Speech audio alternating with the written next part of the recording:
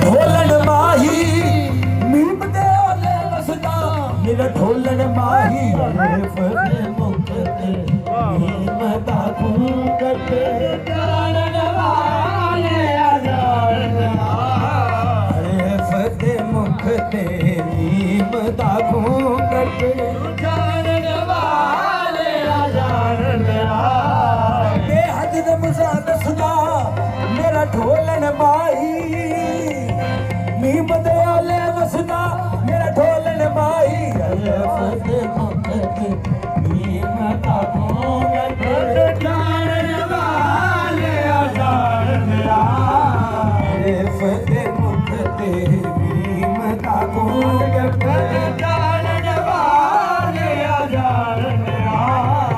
الف دے مکھ تے میم دا گھونگٹ جانن والے آجان الف دے مکھ تے میم سجا کے آ گیا علوی ڈھولائے مکے دے وچ رب ہے آیا پہن کے بشری چولائے الف دے مکھ تے میم دا گھونگٹ جانن والے آجان اٹھاؤ قرآن کرو تلاوت اٹھاؤ قرآن کرو تلاوت سمجھ میں آ جائے یہ حقیقت